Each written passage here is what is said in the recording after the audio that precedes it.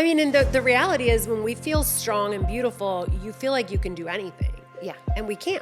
You just have to believe that first. And so to be in that state helps you get there. Ready to break up with your bank, but stressed about having to redo all your direct deposits? With Amplify Credit Union's new tool, ClickSwitch, it's easy to make your money move. With just a few clicks, you'll be on your way to fee-free banking in less than 90 seconds. Order up. Before your coffee order is ready. Make the switch to fee-free banking and never pay another bank fee again with ClickSwitch from Amplify Credit Union. Hi, my name is Mindy Hofman, and welcome to the Women of Austin podcast. Today, I have the pleasure of sitting down to chat with women's portrait photographer Valentina MacGregor. Hi, Valentina. Thank you so much for being here today. Thank you, Mindy. Thank you for having me. It's such an honor. Oh, I'm so excited. We just met and we just totally clicked and started talking, and I just knew we had to share all of the things on the show. So I know. So glad you're here. Thank you. It feels like I've known you for years already. So I love that. Yes. Well, let's start out with the usual question, and let us know something people would be surprised to know about you. Okay, this is definitely always surprises people, but I've lived in 6 countries and I speak 3 languages. So, wow. Yeah. Okay, that's a lot. Yes, and I had lived in 6 countries by the time I was 26, so that was more impressive when I was 26 versus now 45. So. Well, that's actually perfect lead-in to getting to know you. Yep. So you're a women's portrait photographer here in Austin, and how did what took you here? If you could give us the short version. Through all the countries and all the things. Yeah. So I grew up in South America, and we moved to the States when I was 12, and we moved to Texas. And this just became kind of my home base, even with always going abroad. And I went to fashion school in Milan in Italy, and then I moved to the UK, lived in England, Scotland, met my husband in Scotland, and then moved to Spain for a year. And then when we moved back, my husband went back to school and got his doctorate in Kyle in San Marcos. So we fell in love with Austin, and that was just became where we wanted to be. So yeah, that's how we're here. I love that. I love that. Okay, so that has you at fashion school. Yes. In Milan, and now you're a photographer. So you started with fashion design, right? I did, yes. I worked, I did my degree 3 years in fashion in Milan. And when I came back to the States, I started working for a company that, I got to do, because it was a smaller company, I got to do from production to design to production to specs and testing out products to all the way through to the taking the pictures and writing the descriptions and all of that. So it was in all of that I realized the most fun part was the photo shoot. And I was like, maybe I need to learn how to do this. This is too fun.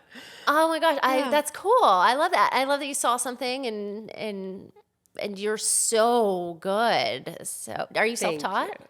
I am self-taught. I've taken tons of workshops, and I'm constantly buying more kind of industry education, but I have been self-taught. So I started out just like so many moms with a camera, and became obsessed, and then quickly realized that I really just wanted to photograph women because they're the only ones that really wanted to be in the photo shoot. So I'm like, we don't need the whole family here. Yeah. I love that. Yeah, so. I love that you said, and I became obsessed. That stuck out to me, because that means that like you're doing something that you love, and that's whatever. I mean, that's the dream. Yeah, it got to the point where I would sit up at night and just watch different videos on whether it was editing techniques, learning Photoshop, Lightroom, all the different things, or I'm not a super technical photographer, but certainly like how to learn to work with lighting, and it just became something that I couldn't learn enough about. So yeah, obsessed is definitely the word. Yes. Okay, so I have that your mission is to remind women of their strength and beauty. Yeah. Now, I did a photo shoot with you, and I was certainly reminded, and I left feeling way more empowered and better than when I walked in, for sure. I was like calling my friends and being like, oh my gosh, I feel so good. Like, I already was just like wanting to tell the world like how good I felt. Oh, I love that. And even before you saw the pictures. So that's I good. haven't even seen the pictures yet, just a little bit on your camera, but just the way that that it was so comfortable to work with you, but also the like poses and positions that we were in, it felt like me. Yeah. Or the version of me that I am striving to be. Okay. So Yes. magical. Yes. That has really become very apparent in my work over the last, I would say, 5 years. The more I worked in studio, the more I worked with women, the more it became this like thread of, I wouldn't say coincidence, just like the commonality in every woman that came in is that she wanted to feel empowered, or she wanted to remember that she was beautiful, because either, she had just been dripping with children for 10 years, or, she had just come out of an abusive marriage, or, was about to launch a scary new business, or so many different reasons why women came to me. And every time it was like, okay, I now need to remind this woman of like the power she actually has in her. And I do that through like, just like we were talking about, through posing, through, obviously we added hair and makeup in, and that was huge for a lot of my clients. But it comes from me. I have a very strong maternal, like my mom was a very strong figure in my life, and she was always a very unapologetically strong woman. Just was who she was and never apologized for it. And being South American, she's also 5'10", so it was a very imposing, presence, not just physically, but everything. And I remember that was very normal for me. So I grew up being a strong woman, and then realized, oh, not everyone has that example, or not everyone has that in their life or is like that. So, but I feel like every woman has that in them, and we should all remember that. We should all feel that way. I love that. Go mom. Yeah, I know, right? Yeah. Well, I mean, and the reality is when we feel strong and beautiful, you feel like you can do anything. Yeah. And we can't. You just have to believe that first. And so to be in that state helps you get there. Yes. And what I felt too was that I feel like for branding photo shoots and personal branding and your brand, but if you get those pictures right, you like no matter how good you are, like if you have that on point, you can charge what you're worth, and I feel like attract the ideal clients faster. Absolutely. It's huge. I love visualizing with clients that come in for branding, helping them visualize kind of their next step. So an example I like to give, and I think I gave it to you, is I had a client come in and she's a professional pickleball player. She was just starting out as a professional pickleball player, and she wasn't sponsored. So every tournament was costing her money, as she's a physical therapist as well. So she came in for photos and she's like, I have my favorite paddle and I would love to be sponsored. So I was like, okay, we're going to do a really strong pose with that paddle and we're going to get your sponsorship. And she called me 2 months later, and she'd been sponsored by the company, that she's from Lithuania. And so she ended up getting that picture published in People magazine in Lithuania. So it was a huge thing for her. But that picture gave her that visual that then she posted and, tagged the company. And it just kind of like started the snowball effect, which was like, and it's a testament to the power of photography, that sometimes seeing yourself strong, powerful, accomplished, then you'd start believing it. Yeah. Yeah. I'm not going to lie. Behind the scenes, we got a video, and when I was like doing the power pose, I probably have played it 50 times already. Oh. Just because I felt so good. I looked so good. And I'm just like, oh my God, like, who is that? I'm like, wait, that's me. I had to keep reminding myself, like, whoa, that's me. Like, but just, it's so good. Yes. So good. Thank you. That. So my client is strictly women. However, I am part of a BNI, and I am part of many women's groups. I found a lot of benefit in BNI because because it is so structured and it's every single week. They help you find different clients. So often, a really good referral partner would be like a male. He might be a plumber. He might be like, you just never know where that great referral will come from. Women of Austin would like to thank our community sponsors. Joel Richardson and team, your Austin mortgage lender. Visit myfinanceteam.com. Dave's Ultimate Automotive. Visit Dave's Ultimate Automotive and become a part of the Dave's family today. Warren Callion Maddox, attorneys at law, a proud minority and women-owned business enterprise.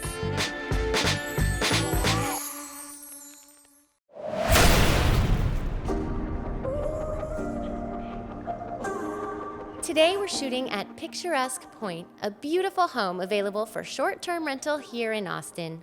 Ideal for friends and family. Casual and elegant, this property is your perfect home away from home, sleeping up to 16 guests. You can tour this home online at the link in the description of this show. We were talking about how you do higher end stuff. Mm-hmm. How did you ever have a hard time with pricing? As a creator, I know a lot of us have a hard time figuring out how to set our own pricing and knowing your worth. And what'd you do? Because I know a lot of our listeners are struggling with that. All the creatives I know struggle with it. It's for sure a thing. Like, I think that for me, I started out, kind of chasing children in parks, like so many photographers. And to me, I didn't see the value in it at the time. So I just thought, you charge $300 for a whole gallery of pictures. And then I realized after maybe doing that for about a year and a half that I was like, this is sucking up all of my time and I'm still not making really any money. So because the back end of things takes so much time and then you're still investing in new equipment or a new lens or something. And it just wasn't sustainable. So I actually took some time off and regrouped and I stopped photographing clients and and then I found a mentor that really it was when I started doing studio photography, that was when it became apparent that is my value. So you have to find, I think, in your industry, where would you see value in that product that you're selling? Because it might not look like how you're doing it now. It might look a little differently. It'll be the same thing, but it'll be different, better, more. Yeah. The moment I transferred to studio photography, all of a sudden I saw the value in it and I felt correct. I felt right saying the numbers that were higher, that were sustainable for me to stay in business in 5-10 years. Yeah. And that's the reality is if you want to stay in business, you have to charge a sustainable wage, like a sustainable amount. So find a way to make it better for your client experience so that you can justify, like it feels right saying those numbers to you. Yeah. Yeah. I love that. That is that's amazing advice. Yeah. I hope so. I feel like too, as we're the younger generation, those whippersnappers. No. Don't age us now. But I feel like coming out of the gate, what I've seen from some of the people that I know is that, and I've heard is like, well, we're getting told to charge more and more, but we don't have the experience. And then, so I feel like that's interesting. Your advice will be so valuable because find a price in something that feels good to you. Yeah. And that aligns with you. And then you'll be able to sell it more successfully. And then as you gain experience and grow and. Yeah. And I think that as you get better in your craft, as you get better in your industry, you develop that confidence and that like, no, this is my worth. And your worth will be higher than it was 3 years ago. Yeah. So yes, charge your worth, but your worth now will not be the same as in 5 years. So it is okay that you will have to raise your pricing. Yeah. And maybe not all your clients will come with you, but a lot of them will. Mm-hmm. And those are the ones you want to keep. So I think that I think it's okay for people that are, the hustle at first is real. People, you have to kind of try things out and learn. And I'm very glad that I was charging what I was charging, considering what I was shooting. But I'm very glad that I didn't stay at that pricing because I wouldn't be here now. No. So Yeah, I love that. So I'm just envisioning you like chasing the kids around too. And oh my gosh, yeah. So female empowerment, I want to get back to that. So I notice that that you're very active in the community and that you show up a lot of places, and I think that that's really important. And we've talked about networking too and the power of that. And I know you're very involved in networking.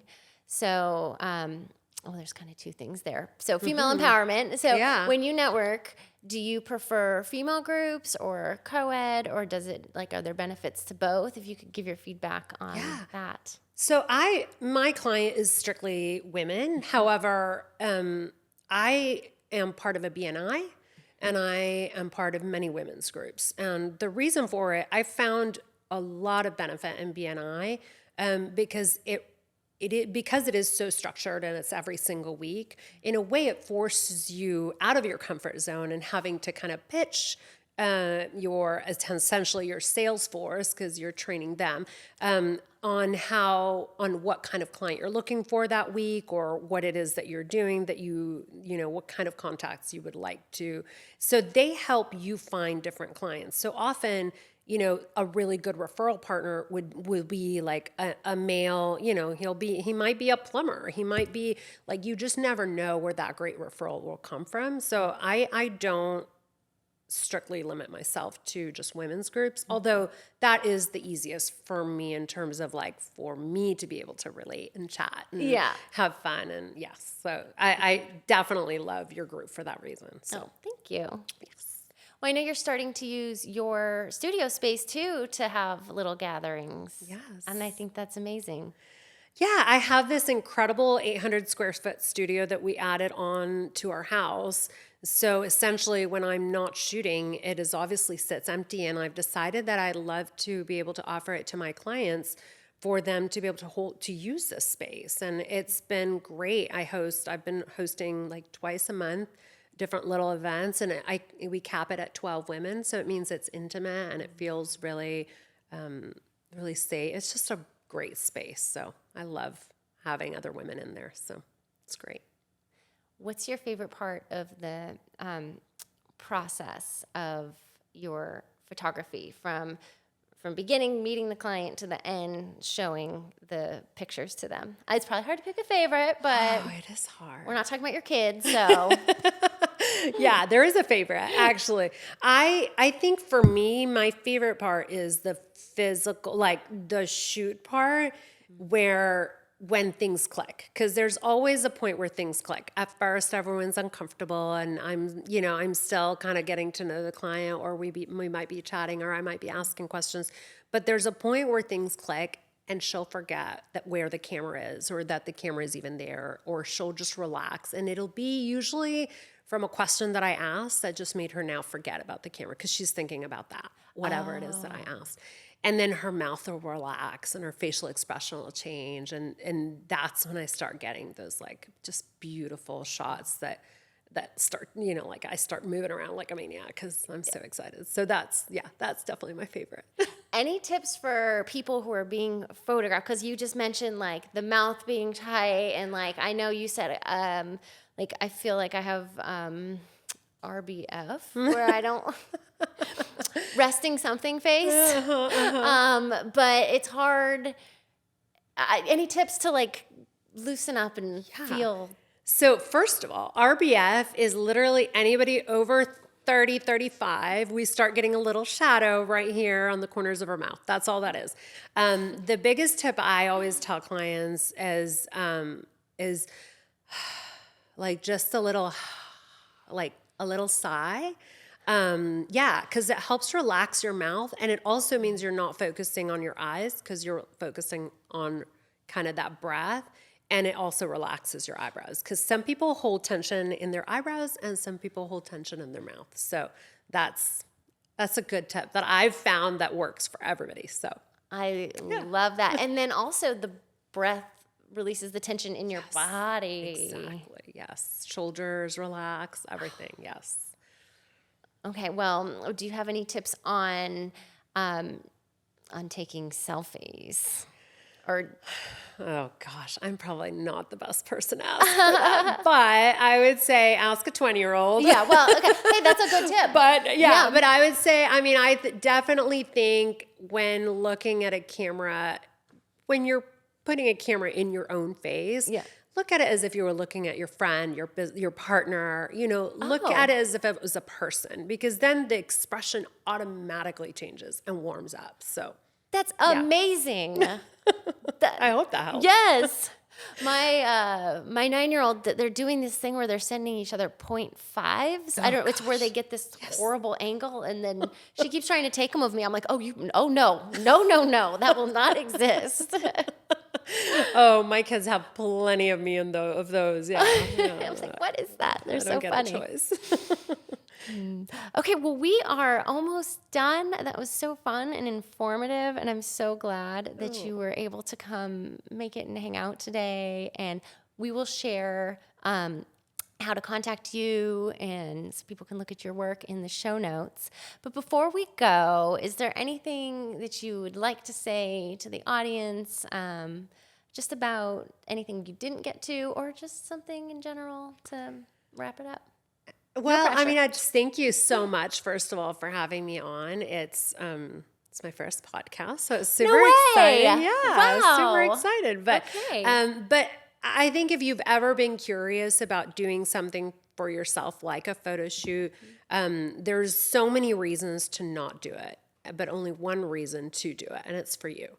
Is taking that time to do something for yourself. And I have, my Legends Over 40 project that I'm doing for, photographing women over 40 in beautiful, sexy, strong ways. And I also have my Raw project for women that, have been through hard times, that are ready to kind of shed those layers. And that one's a little bit more vulnerable. But I think that find a way to find your own strengths. So for me, a lot of it can be like what you're wearing, or some like a pose or something that makes you feel beautiful. And also do something scary every year. Do one scary thing every year, because that is how you find your strength, because you're doing something that you wouldn't have done otherwise, stepping out of your comfort zone, and then you're much more likely to feel really empowered.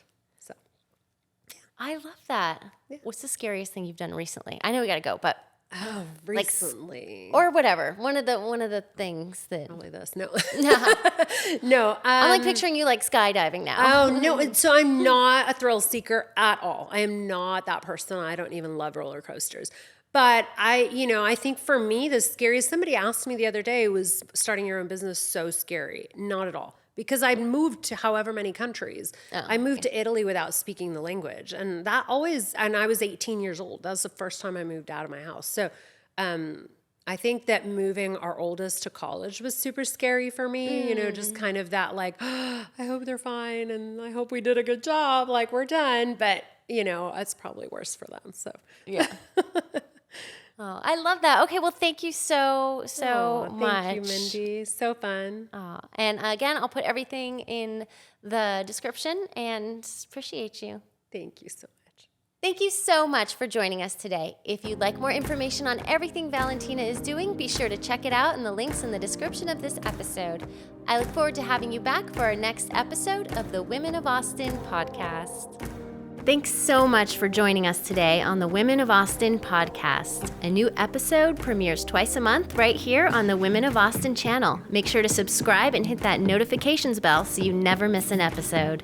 Make sure to follow us on Instagram at women_of_Austin. My name is Mindy Hofman. I hope you'll join us for our next episode of the Women of Austin podcast. Light it up, light it up.